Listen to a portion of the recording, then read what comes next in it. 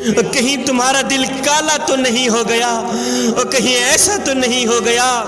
کہ تیری گلی میں کسی غریب باپ کی باحیا بیٹی کی عزت اور آبرو تیری وجہ سے خطرے میں ہو اور تجھے پرواہ ہی نہ ہو، اور کہیں ایسا تو نہیں ہو گیا صبح سے لے کر شام تک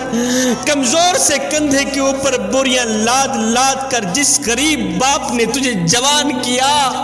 اور میاں کہیں ایسا تو نہیں ہو گیا کہ تیری وجہ سے اس غریب باپ کی عزت بھری پگڑی کسی کی پاؤں میں جا رہی ہو اور تجھے پرواہ ہی نہ ہو، اور کہیں ایسا تو نہیں ہو گیا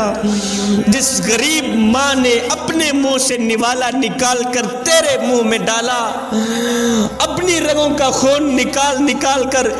تیری رگوں میں ڈالا اور تجھے کڑیل جوان کر دیا، خود کمزور سی ہو گئی، اور کہیں ایسا تو نہیں ہو گیا کہ آج بھی وہ بڑی ماں ذلت اور غربت والا کچکول اپنے ہاتھوں میں لے کر گلی گلی در بدر دھکے کھا رہی ہو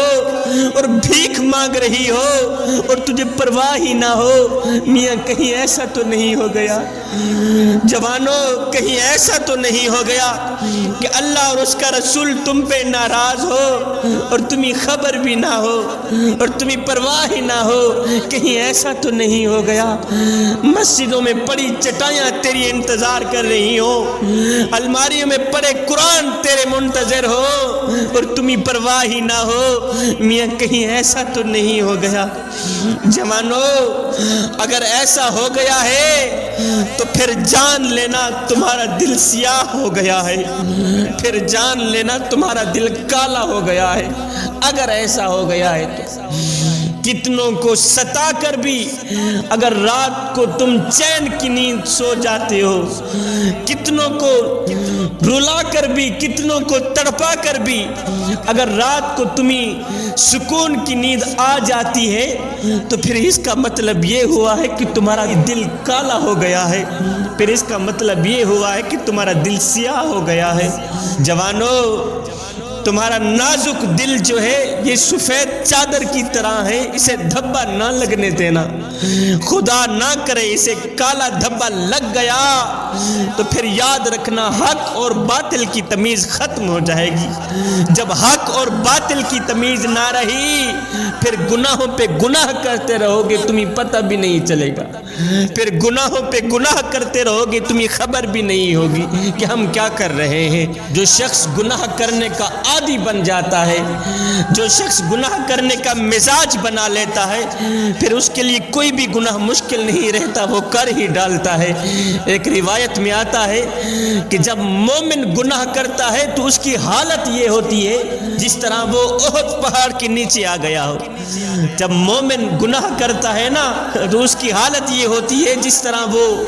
احد پہاڑ کے نیچے آ گیا ہو، ابھی پہاڑ گرے گا اسے کچل ڈالے گا،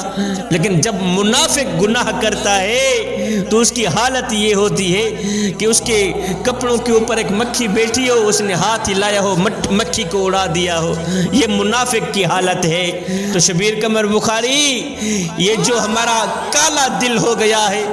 یہ جو سیاہی چڑھ گئی ہے ہمارے دل کے اوپر، اس کو ہم صاف کیسے کریں؟ جوانوں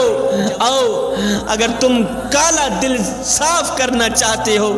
سیاہ دل صاف کرنا چاہتے ہو، صاف و شفاف کرنا چاہتے ہو تو میرے کریم نبی کی ایک حدیث پہ عمل کر لو، انشاءاللہ تمہارا دل صاف ہو جائے گا، پاک ہو جائے گا۔ میرے کریم نبی فرماتے ہیں اگر دلوں پہ میل چڑھ جائے تو تلاوت قرآن کر لیا کرو، اگر دل گندے ہو جائیں تو سماعت قرآن کر لیا کرو، اگر دل کالے ہو جائیں تو قرات قرآن کر لیا کرو۔ فرمایا لوگو تم کہتے ہو برتنوں تک ہاتھ پہنچ جاتا ہے، دلوں تک ہاتھ نہیں جاتا، اور دل کیسے صاف کریں؟ فرمایا میری امت قرآن کی طاقت کو سمجھ جاؤ، قرآن کی قوت کو سمجھ جاؤ، قرآن کی عظمت کو سمجھ جاؤ۔ فرمایا جس جگہ مومن کا ہاتھ نہ پہنچے، جس جگہ مومن کا ہاتھ نہ پہنچے، وہاں میں محمد کا قرآن پہنچ جاتا۔